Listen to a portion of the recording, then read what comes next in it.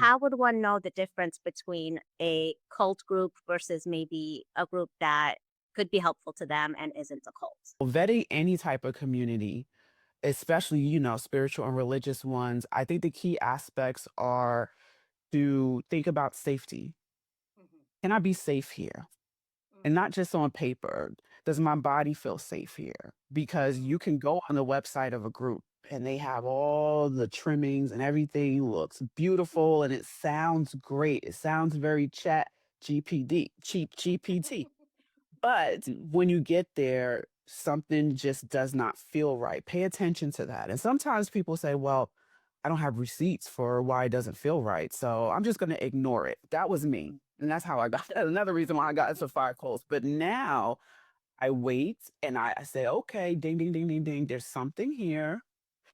It could be me, but I'm not gonna always assume that. I used to assume, "Oh, that's just me," and just bypass everything. Now you wait, you look for receipts, you observe, you critically think, you pause, you slow down. Can I have my agency? Can I be autonomous in this group? mhm, Meaning like, can I grow and flourish and individuate, or is it mhm, predicated on the leadership and what they say and what they think? Does the leadership engage in power and control dynamics? Are they leading with because I said so? Does it have that authoritative feel? And sometimes it doesn't have that feel initially because you might be dealing with a covert narcissist where it is, very subtle. One of the major cults I was in, the leader, he never yelled.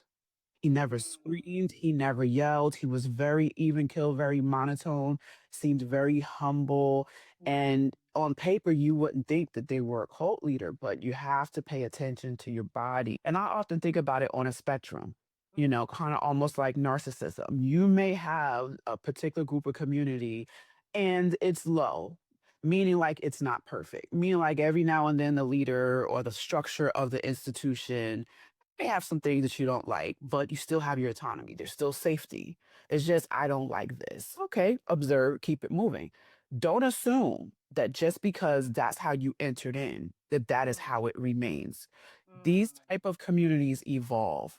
Yeah. They don't always stay the same. Sometimes they evolve for good, sometimes they don't. And if that starts to happen, observe because it may start moving into the more moderate traits with the leadership. They didn't teach as much about surrendering and obeying and, dying to self. But now you're hearing it like every Sunday. Either that or Mhm, you're hearing more about if you don't give, curses will come upon you. Moderate to high is now you're not just hearing about these teachings, you're being reprimanded publicly, mhm, publicly shamed as an adult, if you will, with probably spouses and families and everything. You're hearing things from the leadership. You're being called into the office. Why aren't you tithing? What's going on with your finances?